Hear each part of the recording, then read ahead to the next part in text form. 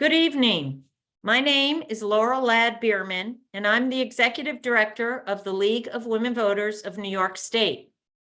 On behalf of the organizations co-sponsoring this event, I welcome you all to the People's Hearing on New York State Redistricting. We will hear from many people representing a wide variety of organizations, populations, and interests. If you have questions, please feel free to put them in the Q&A. We will try to get to them, or we will post answers to the questions on the website after the event. If you would like to submit written testimony or comments, please send them to nyoffice@commoncause.org. A recording of tonight's hearing and the comments will be posted on the website that I'll show you on the last slide.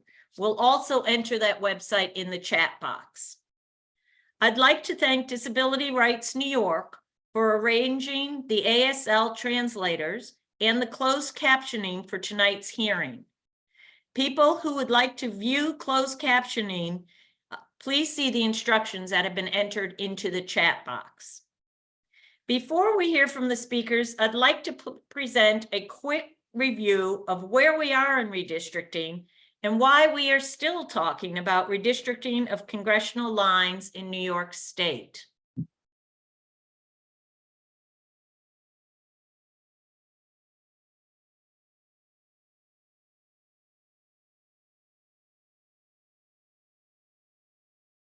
So looking at a timetable of the redistricting process, in January of 2022, the IRC, the Independent Redistricting Commission, as required by the state constitution, submitted 2 sets of maps to the legislature.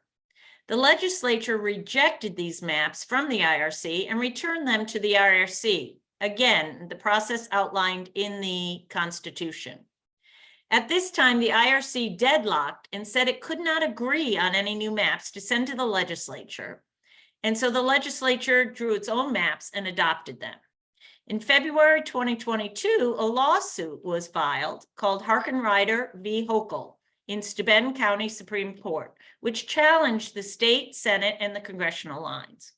The Supreme Court found the New York State Assembly and congressional line maps were invalid, and the appellate division affirmed the lower court invalidation of the congressional maps.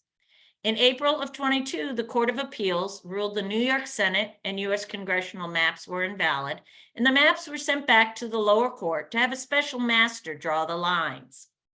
New lines were then adopted by the court as drawn by the special master, although they were slightly revised in June. In August of 2022, there were primaries held on these new lines, and in November of 2022, the general election was held. Then in June of 2023, a new lawsuit was filed entitled Hoffman v. New York State IRC in the Supreme Court in Albany. The plaintiffs claimed that the new congressional lines were invalid because the IRC didn't fulfill its constitutionally mandated task of providing a second set of maps when the legislature rejected the first set. Also, they said that the maps adopted in 2022 were only temporary and should not remain until 2030. This case was dismissed. However, in July of 2023, the appellate division overruled this decision and ordered the IRC to redraw the congressional maps. And in December of 2023, the Court of Appeals affirmed the appellate division decision and ordered the IRC to submit new maps by February 28, 2024. I do just want to make a quick mention on the constitutional requirements for the maps that are drawn. For the first item, and on the screen is the language directly from the Constitution. But no lines may deny or abridge racial or language minority voting rights. Also, lines must have, as much as possible, equal number of inhabitants. They must also be contiguous and compact. And finally, the districts cannot be drawn to discourage competition or for the purpose of favoring or disfavoring incumbents or political parties.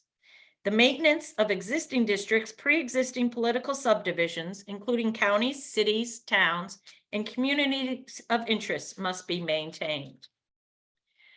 So now that the IRC has submitted new maps to the legislature must consider adoption of these maps. Next week is when we expect this action to happen. One other consideration that should be mentioned is that there was a provision passed in 2012 that stated that any amendments by the Senate or Assembly to a redistricting plan submitted by the Commission shall not affect more than 2% of the population in any district contained in such plan. This is a statute. It is not in the Constitution, however, so it could be repealed by the legislature when they meet next week. So just to put it into perspective, in December of 2023, the Court of Appeals decision ordered the IRC to develop new congressional maps. But it also told the IRC that they did not have to hold public hearings on the proposed maps, as they had held public hearings earlier. February 15th, 2024, the IRC released new congressional maps. But the groups that are co-sponsoring the event tonight issued a press release criticizing this lack of public input in the process for creating new congressional maps. That press release can be seen on the website listed. So because of this, the groups again decided that there should be a people's hearing. If the IRC wasn't going to hold hearings, then we felt that hearings should be held to allow the public input into this process and to the maps. This is what is happening tonight. So just quick reminder, if you'd like to submit written testimony or comments, here's the address to send them to. And the recording of this event and the submission of any written testimony will be posted at this website as well.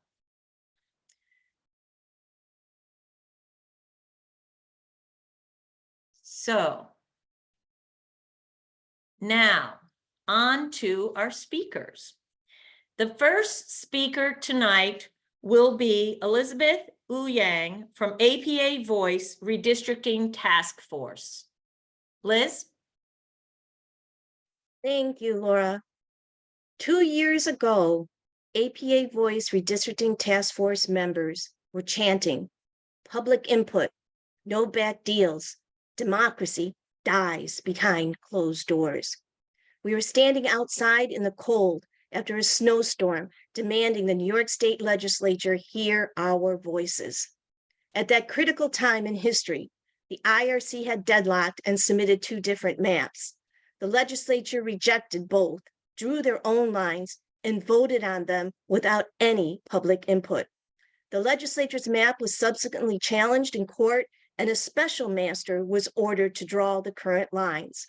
Members of our task force rented a car and took a bus, traveled more than 6 hours, and stayed in a hotel overnight to testify the next morning before the special master in Bath, New York. Democracy was challenging, but alive. Much has happened in the courts since the current lines went into effect. Namely, after the 2022 congressional elections, New York's highest court in December 2023 ordered the IRC to redraw the congressional lines. The IRC has never held public hearings on the maps currently in place. It couldn't. The IRC, the special master's map released in May 2022, wasn't even in existence in 2021 when the IRC last held hearings on congressional lines. It is disingenuous for the IRC to say otherwise. Behind closed doors, the IRC redrew the maps, released them last week, and sent it to the state legislature for approval. The public had no opportunity to weigh in on the IRC's proposed plans before their plans landed in the legislature's lap. Once again, the IRC has kept the public out. Our testimony today is different from our testimony in 2021. The testimony you will hear today from 7 of our member organizations should have been part of the IRC's record sent to the legislature last week. We support the IRC's draft plans for CD 5, 9, 10, 11, and 14 because they mirror the current lines and keep Asian Americans communities whole.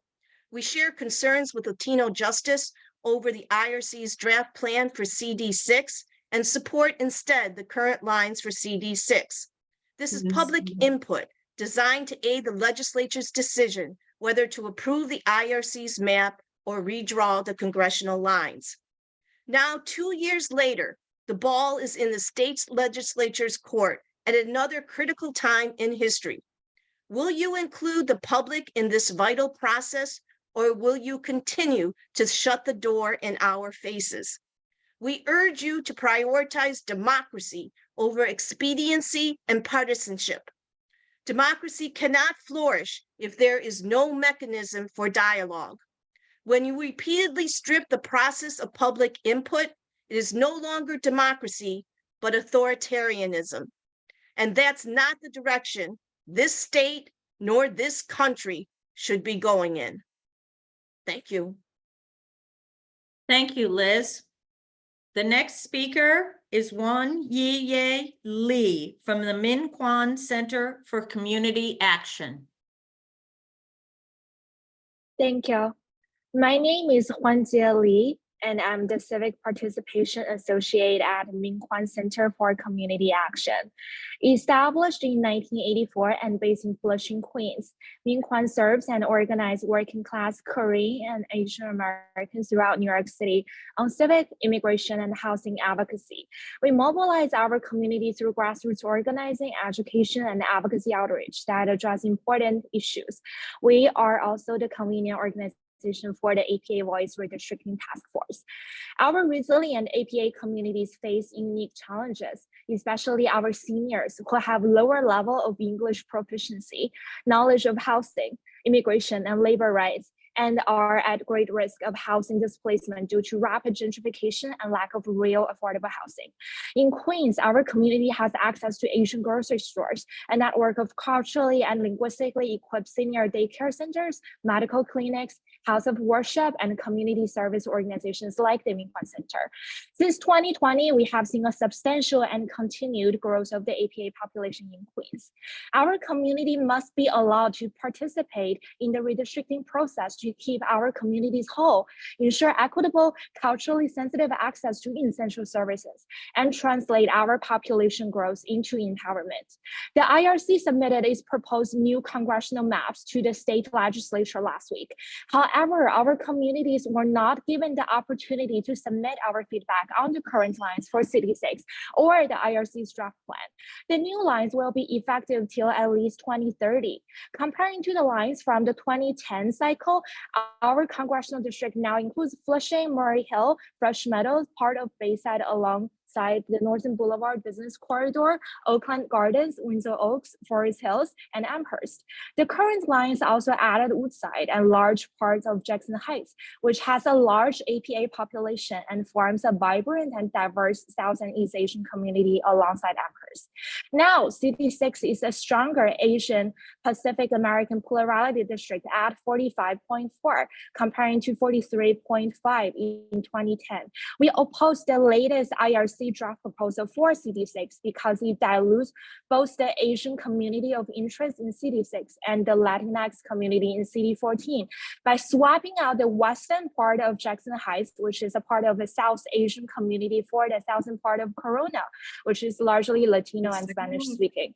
As a result, the new proposal regressed the decade-long effort by our coalition to strengthen our voting power in the largest APA plurality district with the only Asian American elected congressperson in New York State.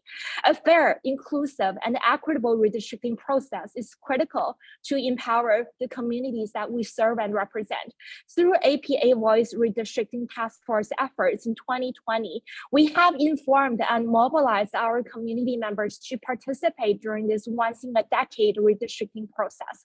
Our community members testified during the IRC's virtual and in-person hearings in 2021 on congressional lines and in 2023 on assembly lines. We advocated for transparency when we were left out of the process repeatedly with the same message: keep our communities together, do not divide us.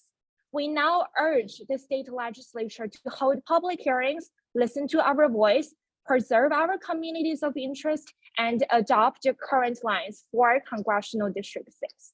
Thank you. Thank you. The next speaker is Louise Perez from the League of Women Voters of Larchmont and Mamaroneck.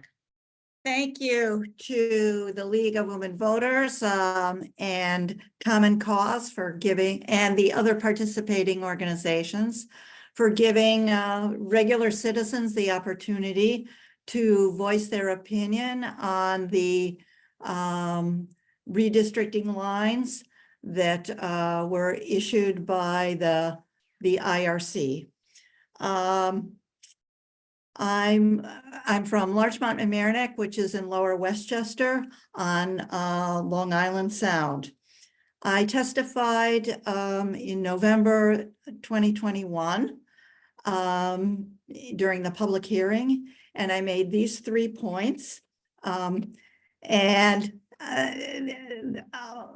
Fortunately, the district that we have now that was drawn by the special master really fulfilled the points that we were advocating for. And so we support the IRC's maps, which essentially did not change our CD16 lines. The points that we made were that our community of Larchmont and Mamaroneck be kept together in one district, that it not be split between 2 districts.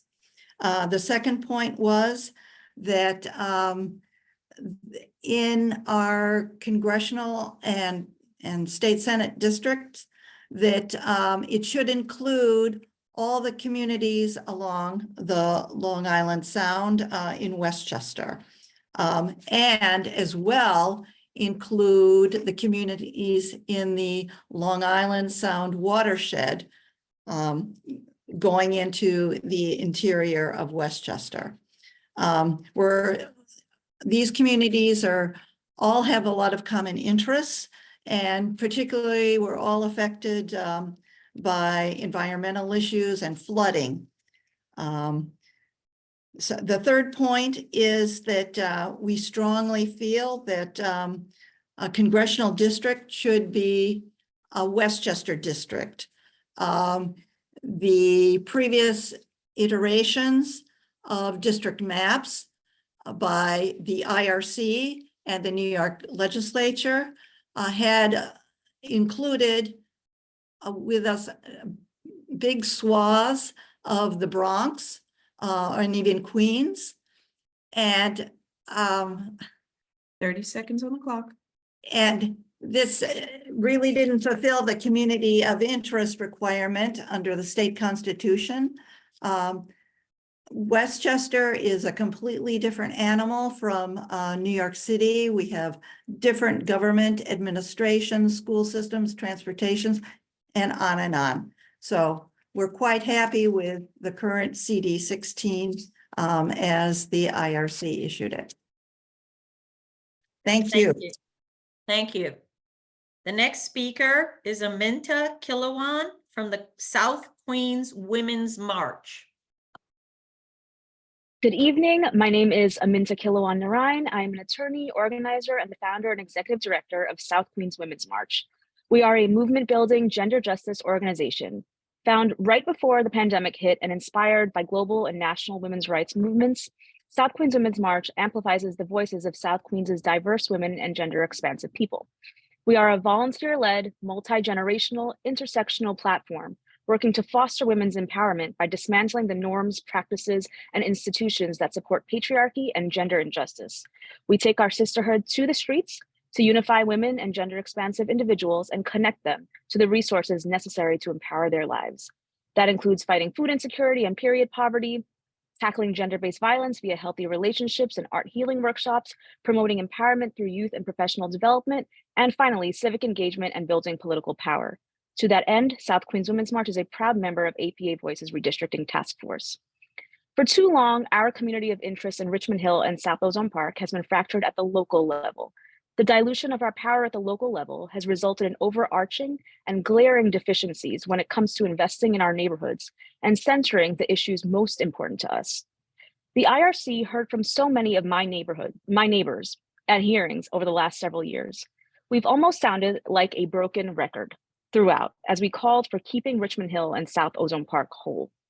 At the congressional level, we support the IRC's proposed plan for CD5 released last week on February 15th, since it keeps the current CD5 intact with our communities of interest whole.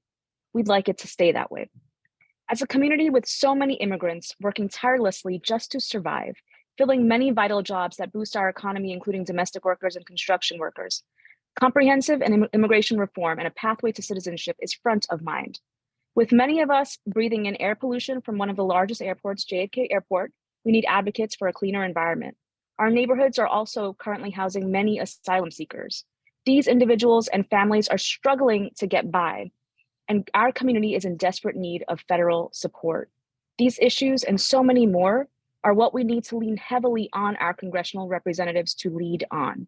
Since the IRC never held public hearings on the current CD5 lines, we hope that the state legislature will hold a public hearing before it votes on a final plan. We want to make sure our voices are heard. Time and again, we feel like we are silenced, but our voices matter. Thank you. Thank you. The next speaker is Ikram Al-Romain. Hello everyone, my name is Ikram Al-Rumaim. I'm a community building partner at Raising Health. Raising Health is a nonprofit healthcare organization in Sunset Park, Brooklyn, working to make healthcare more accessible to marginalized immigrant communities and people of color. We work to close the health equity gap among communities of color by providing free clinical screenings, bilingual mental health therapy, personalized health education, and social services to immigrant populations regardless of their immigration status or ability to pay. We are also a member of the APA Voice Redistricting Task Force. Today, I'm here to strongly advocate for maintaining the integrity of the current map for CD10. The current lines for Congressional District 10 more effectively keep our Asian American communities united than previous maps we supported in 2021. This enables active participation in the political arena and addresses their unique concerns and needs. The proposed plan for CD10 released last week by the IRC is nearly identical to the current lines. Most of all, it keeps Sunset Park, Red Hook, Manhattan, Chinatown, Lower East Side together. These neighborhoods constitute a cohesive community of interest among Asian Americans. The people living in these neighborhoods are connected by need for linguistically and culturally appropriate services. The residents in these neighborhoods rely on these specialized services to navigate daily life effectively and access essential resources, whether seeking healthcare, education support, or social services. The needs for culturally appropriate assistance is paramount. To divide our community now would undo the progress we have made in building a cohesive and empowered Asian American electorate. It would weaken our collective influence in the political arena and hinder our ability to enact positive change for ourselves and future generations. Fair districts are the cornerstone of a fair political and social representation. To ensure that our voices continue to be heard and empowered in the political process, please support either the current map for CD10 or the IRC's proposed plan for CD10. We hope you will allow our voices to be heard. It's important that the state legislature hear from the community. It's our lives and access to basic services that will be impacted for the next 10 years by your vote in redistricting. Thank you. Thank you. The next speaker is Mei Li from the Chinese Progressive Association. Hi, good evening, everyone. My name is Mei Li, Executive Director of the Chinese Progressive Association. We serve those who live and work or go to school in Manhattan's Chinatown, Lower East Side. Founded in the late 70s, CPA provides services to new immigrants, helps them become US citizens, and registers them to vote. We organize our community to be involved in the decision-making processes that affect our lives. Every 10 years, since 1990, we work to ensure our community gets counted in the census and has a say in the redistricting process that follows. We're also a member of the APA Voice Redistricting Task Force. Transparency and an open democratic process are important. Before voting on the maps, the state legislature should have open meetings where the public can weigh in and have their voices heard on a decision that will affect how we access resources, funding, and have a say in government policies for the next 10 years. When drawing congressional districts, Chinatown, Lower East Side, and Sunset Park must be kept together. The courts and legislature have recognized they are a community of interest in previous redistricting cycles. We support the IRC's proposed plan for CD10 because it keeps these neighborhoods together as the current CD10 does. Chinatown and the Lower East Side is a community of interest. Socioeconomic characteristics and issues are the same, such as housing, needs of older people, economics and language access, and needs of immigrants. This area can be traversed on foot or by bicycle. We shop at the same stores, use the same healthcare and social services. Our children go to the same schools. We go to the same subway stations and bus stops when traveling outside the area. There's a strong connection also between Manhattan's Chinatown Lower East Side and Brooklyn's Sunset Park that should not be ignored. Chinese residents commute between the two neighborhoods daily. Sunset Park residents often work, visit relatives, go to the doctor, and socialize in Chinatown, and vice versa. We primarily use public transportation. Subway lines that run between the two neighborhoods make stops at the major thoroughfares. That's 8th Avenue in Sunset Park and Canal Street in Chinatown. It is important to note that policies impacting one neighborhood impact the other. For example, the well-being of Chinatown businesses affects the economic well-being of Sunset Park residents. And I am finished. Thank you very much. Thank you. The next speaker will be Janessa Seymour from Disability Rights New York. Hi, everyone. Janessa Seymour from Disability Rights New York. We are a nonpartisan nonprofit providing legal services and advocacy for people with disabilities. So I wanted to raise two issues tonight that I think are important information for anybody considering a map when they are taking into account the needs of people with disabilities. So first of all, on the one hand, there are people with disabilities in every community of interest. On the other hand, we do see people with disabilities disproportionately represented in some communities. For example, communities of lower socioeconomic status, people with disabilities tend to be, are more likely to be unemployed or underemployed relative to their qualifications based on a number of factors. So any map that is preserving or affecting those communities of interest is also going to affect disability communities of interest. The disability community of interest is, of course, a community of interest in and of itself, but is not necessarily located in one particular location the way that other communities might be associated in that way. So it's important to think about that for how that might impact things like travel for people who need public transportation, education services that children with disabilities might be accessing. Second, there's a really important procedural issue here for a lot of people with disabilities. So, of course, it is a requirement that every polling place be accessible under the Americans with Disabilities Act, Section 504 of the Rehabilitation Act, and the Help America Vote Act. In practice, unfortunately, we do hear from a lot of people who go to their polling place and find accessibility issues.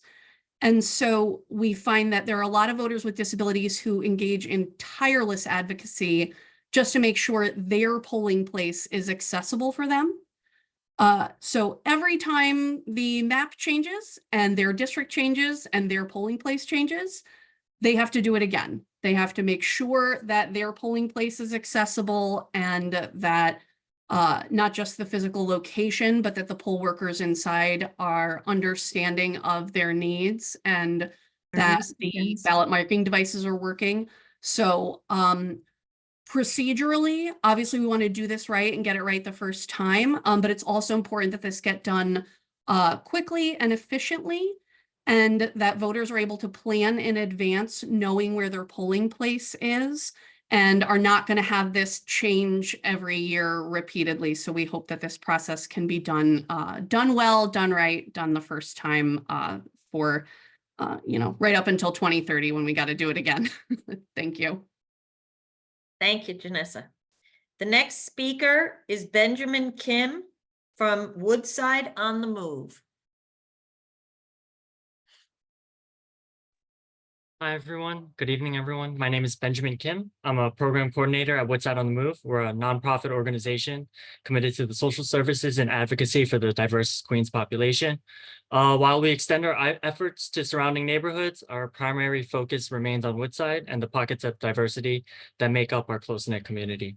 As a member of the APA Voice Redistricting Task Force, I'm here to express support for the current configuration of the congressional district lines. Woodside on the Move is in Congressional District 6, represented by Grace Meng. Among the 29 congressional districts in New York, ours is the only one represented by an Asian American. The vibrant and diverse Asian American and Pacific Islander community is reflected in Congressional District 6.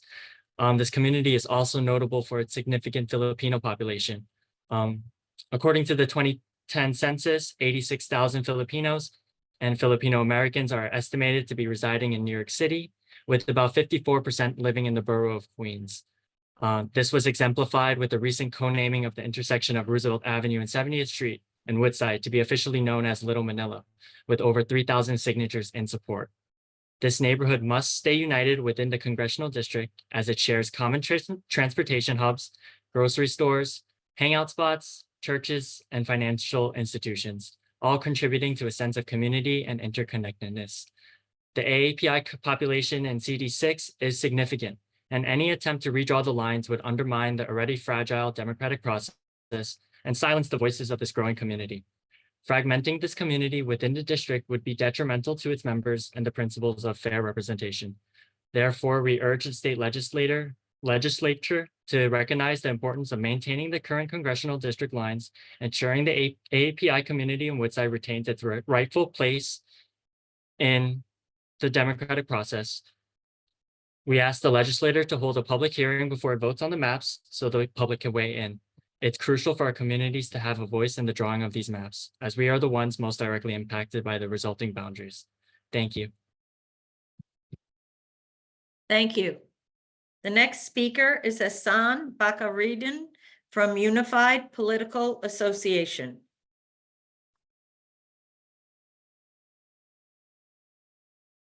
Hi, good afternoon or good evening, everyone. My name is Hassan Bakardine. I am the president of an organization named the Unified Political Association, and I'm writing regarding the congressional maps for District 9, which was recently submitted to the state legislature by the New York State Redistricting Commission. I have lived and worked in the Congressional District 9 as a homeowner, community resident, and I have seen how important the presence of the Unified Political Association is in the area and how the Congressional District 9 has been a major resource for our political club. Because we serve a large portion of predominantly Caribbean and South Asian constituents from the East Flatbush area. The Unified Political Association would like to ensure that any submitted maps by the IRC includes provisions for expanding the district further into East Flatbush, Flatlands, and the Canarsie areas to meet the criteria of increased population, which helps to include more healthcare institutions, parks, libraries, and senior center options for our district. This would help to bring increased access to our most vulnerable population who rely on affordable healthcare for their families and quality programs for their youth as well. Without these expansions in our area, we will not have the opportunity for expanding services in housing, healthcare, senior citizens assistance programs, crime prevention, and youth programs. The map comprises, compromises common ties of a growing Caribbean and South Asian population in our district. It is our hope you take the time, or let's just say the IRC takes the time to reconsider the proposed congressional maps that it submitted to the state legislature for Congressional District 9, as well as the disparities represented in the preliminary map. We would like the IRC to expand the district further into East Flatbush, Flatlands, and Canarsie. I'd like to thank all of the participating organizations for allowing me this opportunity to present on behalf of our UPA board and members. Thank you so much. Thank you. The next speaker is Karen Moskowitz from the League of Women Voters of Nassau County. Thank you. My name is Karen Moskowitz, appearing on behalf of Nassau County's League of Women Voters. The League is a nonpartisan political organization that encourages informed and active participation in government, works to increase understanding of major public policy issues, and influences public policy through education and advocacy. We are deeply concerned with the lack of public hearings by the IRC. The special master appointed by the court in the Harkenrider versus Hochul litigation redrew New York's congressional and state Senate maps in 2022, after which the public was given a mere 3 days to submit comments. In that short time, 3,000 submissions were received, overwhelming indication of the public's involvement and concern. To his credit, the special master, unfamiliar with Long Island communities, subsequently modified many of his district lines on the basis of that input. Mapping expertise produces a fair map only when local residents' knowledge is incorporated, and when redistricting is done behind closed doors, motivations are questioned and confidence in the resulting map lessened. Turning to substantive issues, we've urged the IRC to be guided by the following priorities when drawing its map, and now urge the legislature to be similarly guided when evaluating or modifying that map. Congressional redistricting should afford the people a meaningful choice in electing their representatives. Districts should not be drawn to protect incumbents or for partisan advantage. Top of mind must be the special protections afforded racial and language minorities under the Equal Protection Clause of the U.S. Constitution, the Federal Voting Rights Act, and New York State's Constitution and John R. Lewis Voting Rights Act. Communities of color currently comprise 44% of Nassau County residents. District lines must preserve minority communities of interest to enable them to elect candidates of their choice and have a voice in addressing Nassau's pressing issues. Gerrymandering must play no part in our state's redistricting. It disenfranchises voters and places incumbency and party above representation. Parties are encouraged to cater to the extremes of their base and to reject compromise. When districts are manipulated and voting power of selected communities diluted, voters are discouraged from participating in the political process. This is a death knell for democracy. Finally, while there's diversity within Nassau's North Shore communities and South Shore communities, there's greater commonality within each of those communities than between the two shores, including common commuter rail lines, highways, school districts, and environmental concerns. East-west district configurations would better serve residents than those running north to south. We trust those responsible for redistricting will place a priority on our guidelines, draw a nonpartisan congressional map, and do so via a process both transparent and accessible. Thank you. Then let's move on to Eddie Cuesta from Dominicanos, USA. Well, good evening. My name is Eric Cuesta, Executive Director of Dominicanos USA. DUSA, we are a non-profit, non-partisan organization with its mission to empower the Dominican American through civic, social, and economic integration. Our work has been voter registration, citizenship application assistance. The 2020 census result revealed a remarkable growth in the Latino community in New York, now representing nearly 20% of the state total population. In New York City, approximately 28.3%, or roughly 2.49 million individuals identify as Latino. Specifically, the Dominican population is most concentrated in 4 of the 5 counties that makes up New York City, with estimated population in 2021 as follows. Bronx County, 346,900, Manhattan County, 176,500, Queens County, 113,000, and Kings, 96,000. Upon reviewing the previous map by the commission, we expressed concern about the grouping of Latino hubs, particularly communities with large Dominican population, which seem to discount our commitment of community of interest. At the congressional level during the summer hearing, I outlined specific markers embodying the culture and impact of the Dominican community in Northern Manhattan and the West Bronx. The previous map, basically Congressional District 13, extended up to 110th Street into the west side. We would like to see if this could be tweaked into, going up to 125th Street instead of down south to 110th Street. Continuing through the neighborhood of Hamilton Heights, Washington Heights, Inwood, Marble Hill, and expanding to the West Bronx, including the neighborhood of Highbridge, Kingsbridge, Fordham, University Heights, and Mount Eden. These neighborhoods are densely populated with Dominican residents and other Latinos. The Highbridge neighborhood in the Bronx includes the oldest pedestrian bridge connecting Washington Heights in Manhattan and Highbridge in the Bronx. It is accessible from both through boroughs. Additionally, the Washington Bridge connects West 181st Street in Manhattan to University Avenue, Martin Luther King Boulevard in the Bronx. The neighborhood shares a community of interest connected by Highbridge Park, car services such as Riverside Car Services, House of Worship, Dominican supermarkets, and community organizations and nonprofits such as NIMIC and Alianza serving the Northern Manhattan and the West Bronx community. I urge you to consider improving, to the state to improve the attached map that we'll be submitting to ensure the mentioned communities is not split in a manner that will silence our voices. I believe strongly that if the part of the West Bronx could be, connected as we have for bridges that connect the community, it will be very helpful in the next, 20, 30 years for our community to really have the fair representation. Thank you to the people's hearing, and thank you for everyone to be participating in this important hearing. Thank you, Eddie. The next speaker will be Pei Chen from the United Chinese Association of Brooklyn. Hi, everyone. My name is Peggy Chen. I'm a healthcare navigator from the United Association of Brooklyn, UCAB.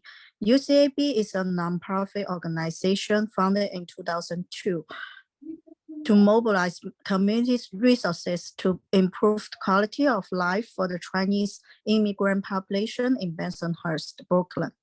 Every year, we provide thousands of individuals and families with direct social services and community programs. We also support voter rights, political awareness, and civil-mindedness in the community. UCAB is a member of the APA Voice Redistricting Task Force. Since the IRC did not hold hearings since 2021, we hope the state legislature will hold a public hearing before it votes on a new map. We want to make it clear that we are now supporting the lines for the current Congressional District 11, that we are now supporting the lines for our position changed after the special master drew the current district.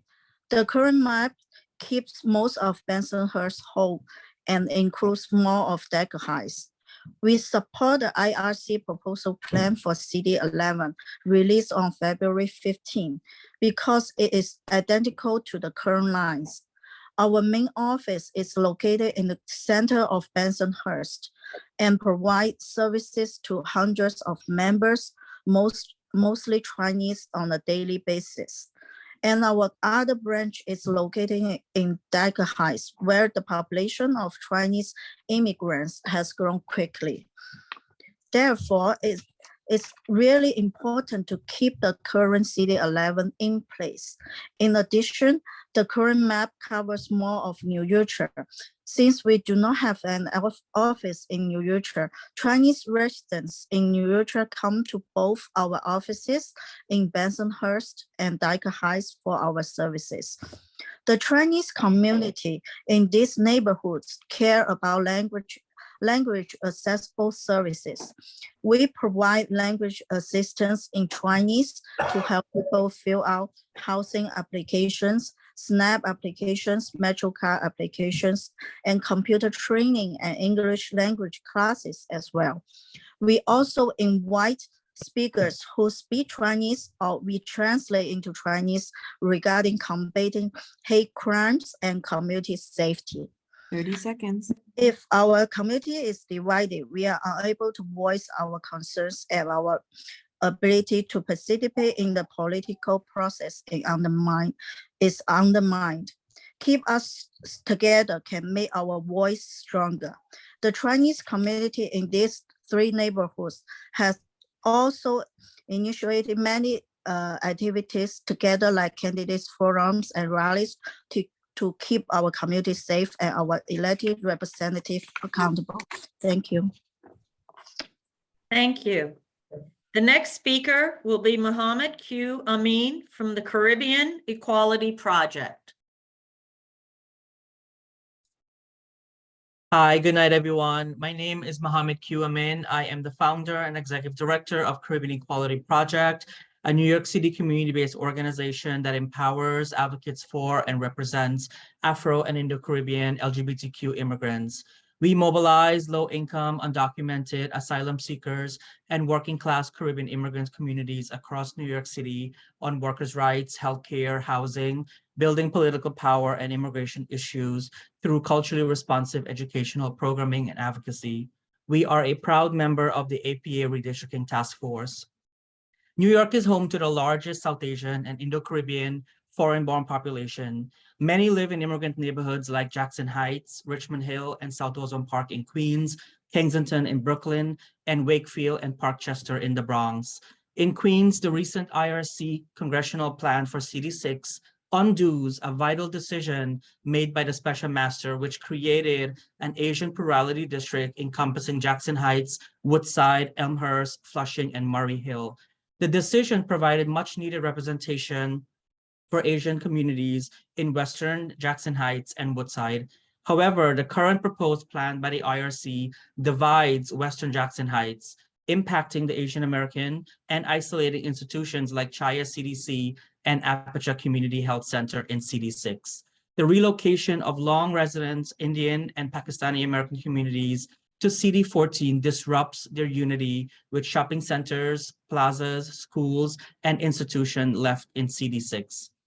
Trading Corona for Western Jackson Heights dilutes both the Asian community in CD6 and the Latinx community in CD14. Reversing this decision is paramount. The special master's current plan for CD6 must prevail. In the Bronx, we support the special master's map for Congressional District 14. The IRC proposed plan for CD14 is identical to the special master's map. Both ensures the Bangladeshi community in Parkchester is kept whole in one district. The Bangladeshi community has become a critical part of the larger Parkchester community, contributing to the vibrant economic corridor, cultural institutions like the Bangladeshi Institute for Performing Arts, and community-based organizations like Caribbean Equality Project, SAPNA NYC, and DRUM. In Brooklyn, we strongly support the special master's current map for New York Congressional District 9, which is identical to the IRC draft plan for CD9. Both maps guarantee the Bangladeshi community in Kensington and the Pakistani and Afghan communities in Midwood are kept whole in one district. The Bangladeshi community in Kensington is newer, but has quickly emerged as a resilient and strong community, even electing a South Asian City Council member in the district. The working class South Asian communities in Congressional District 5, 6, 9, and 14 are the backbone of this city. They are essential workers, the taxi drivers, construction workers, caregivers, custodians, and vendors. These communities of interest must be kept together in one district in their respective areas. We ask the New York State Legislature to hold public hearings so our voices are heard and not erased from the redistricting process. We will not and must not be silenced. Thank you. Thank you. Next speaker will be Asher Ross from the New York Immigration Coalition. Good evening. Over the past 3 years, NYIC Action, along with our sister organization, the New York Immigration Coalition, and its member organizations across the state have advocated for fair districts through community education, meetings with elected officials, and raising awareness of our concerns in the media. And hundreds of our members have turned out to testify at public hearings. We want to emphasize that public hearings are critical in this process, as they are the main opportunity to elevate the voices of community members to speak about the impacts of unfair districts and unfair representation in their everyday lives. As of right now, the public has not had an opportunity to give feedback directly to decision-making bodies on the current court-ordered congressional districts or on the IRC proposed maps. And it's critical that the public be given a chance to voice their concerns with any new proposed maps to decision makers before they are passed. Regarding the maps proposed by the IRC last week, there are several specific issues that are very concerning to the NYIC in terms of their impact on minority voting rights and racial equity. The IRC retains two major flaws of the special master's maps. Most significantly, it upholds the reduction of the number of plurality Latino districts from a total of 4 districts down to 3. New York City's Congressional District 7, which prior to 2022 was a strong Latino plurality district uniting Latino communities in Brooklyn and Manhattan, was broken up and replaced by a plurality white district. When Congressional District 7 was created in the early 90s, Latino neighborhoods in North Brooklyn, the Lower East Side, and Sunset Park were ruled to be a community of interest in successful voting rights litigation. But the new configuration splits this community of interest and puts Sunset Park and the Lower East Side in a separate district, District 10, than North Brooklyn in District 7. Another problematic feature in both the Special Master and IRC plans is the splitting of a large Black community of interest in Westchester and the Bronx, which had elected a Black representative to Congressional District 16. The new lines now split Black communities in Mount Vernon and Westchester, and in Wakefield, Eastchester, and Co-op City in the Bronx. And finally, the IRC proposed maps egregiously split the Latino community of Corona between District 6 and District 14. We call on the Commission and the state legislature to create districts that keep our immigrant communities and communities of color whole, and that empower them to elect candidates of their choice. This is the only way to ensure that the redistricting process aligns with our principles of equal representation and protection of voting rights for all voters while building trust in our system.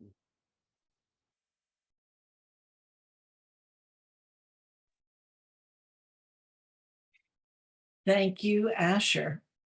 I'm Susan Lerner. I'm the Executive Director of Common Cause New York, and I want to thank all of the speakers today who took the time to analyze the maps and to represent the concerns of their communities. All of the sponsors of tonight's People's Hearing are engaged in a process of examining what has gone on and what has gone wrong with our current redistricting process. I think we all can agree that there are a lot of problems with how redistricting has come down in this cycle. As we have heard, there are a lot of different community concerns regarding the map that is being sent, has been sent by the Redistricting Commission to the legislature. And for that reason, we join in on the call to the legislature to listen to community voices. The process is supposed to be an independent one. Redistricting is supposed to be about fairness and adequate representation for all of the communities of our great state. When the process is closed, when there are questions about why certain districts are drawn a particular way without any answer to the public's questions, voters and New York residents become dispirited. They become cynical about the process, and that is just not good for our democracy. We need a process that works for all New Yorkers, where all of their voices can be heard and considered, where redistricting, which is, after all, a process of drawing a map, which by definition has to involve compromises, can be seen and observed by the public, where the public knows that the choices that are made in good faith to try and represent all of the state's residents fairly, and that maps are not drawn for political purposes or to advantage any one incumbent or candidate. That's what's in our state constitution. And when the process is secretive, and when the commission is appointed by politicians, it raises questions about the fairness of the process and undercuts people's willingness to accept the compromises which every map has to reflect.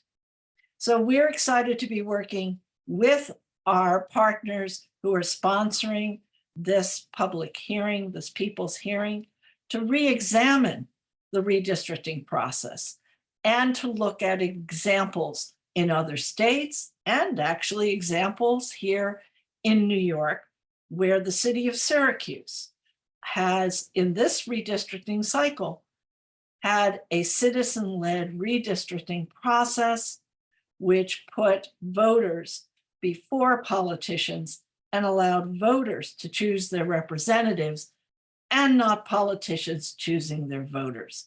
So we hope to continue this discussion, not just about this specific map, but also about how we need to reform the process so that all New Yorkers can feel confident that whatever mapping compromises have been made were made in good faith and in an effort to ensure that all voices have a fair opportunity to be represented in our political system. So that's going to require some examination, and we're looking forward to working not only among ourselves, but with all of you in the future to turn this process around so that people are not dispirited, so that redistricting isn't just a continual series of political parties suing each other, trying to get an unfair gerrymandered map through the courts or rejected by the courts. And instead, redistricting becomes what it should be in our state, which is a process of empowering voters to choose the best possible representatives so that our state can prosper and do well.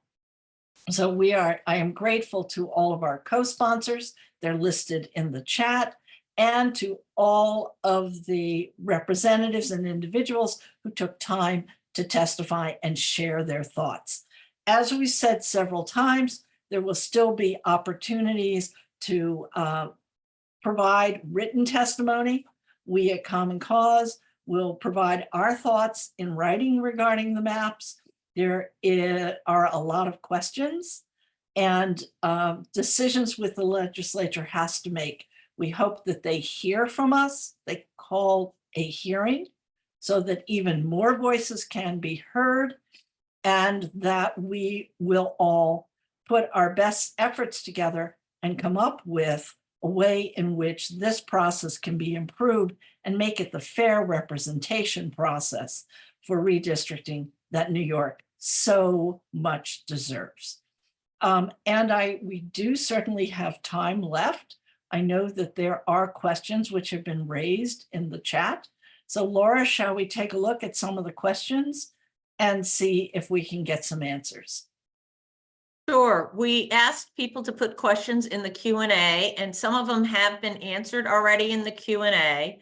The first one, Susan, I believe, I'm a little confused. What is the significance of the governor signing the new maps before the legislature has voted? As far as I understand, the governor has not signed the new maps. Yeah. No, the legislature, we're expecting them to consider the new maps next week when they come back from recess. Then there's a question, did the IRC offer any explanation of the changes in the congressional district lines? Susan, I No. don't know if you want. They did not, and that raises all sorts of questions, which all of our speakers have addressed. Why certain districts were changed, other districts were not, and what the purpose behind the changes were. One of the things which all of our groups have advocated for is that maps must be accompanied by an explanation of the decisions that were made in setting the district lines. Because as I've said before, mapping is a process of compromise. There's not one perfect map that everybody will agree on. And therefore, the compromises and choices that are made have to be explained to the public. The commission has chosen not to do that.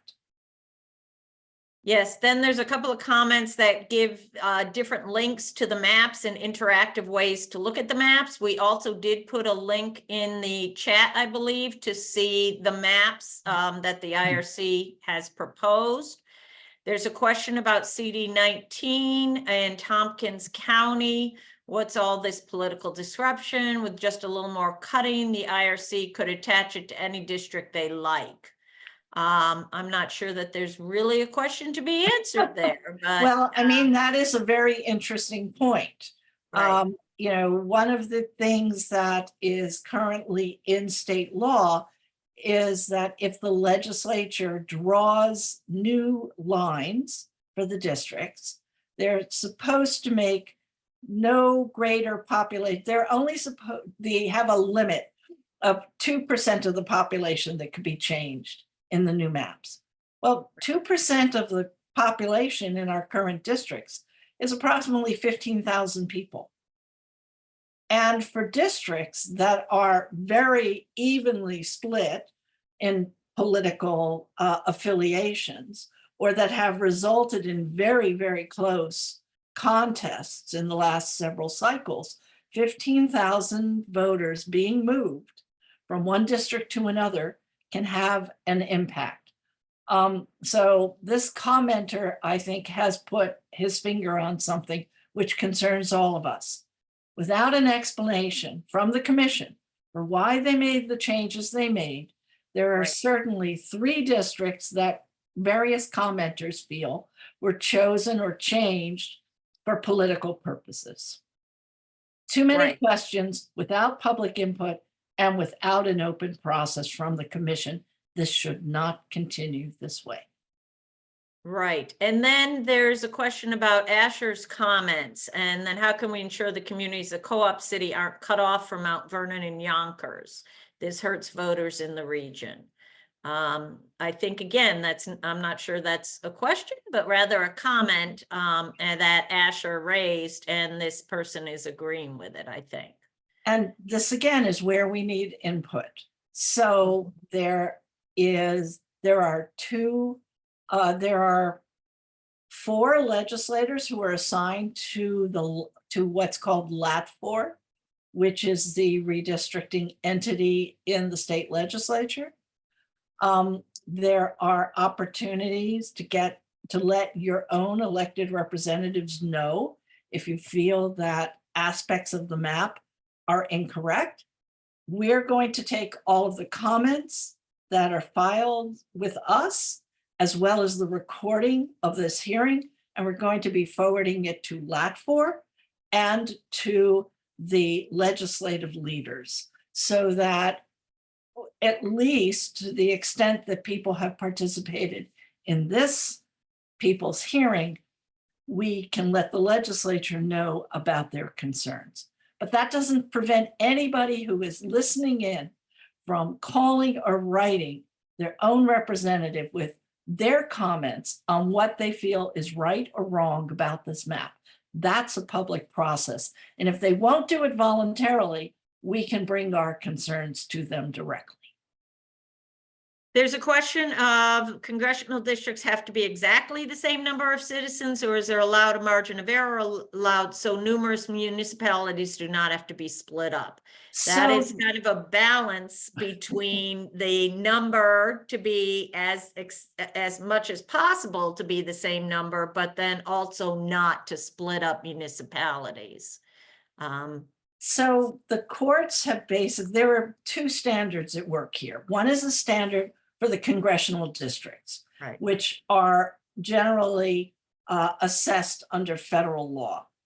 And the standard for the congressional districts is as close to a zero deviation Right. as can possibly be had. And therefore, if you look at the Redistricting Commission's map, either on the Redistricting Commission site itself or the CUNY Mapping Center's Redistricting and You website, you will see that the districts are exactly the same number of voters.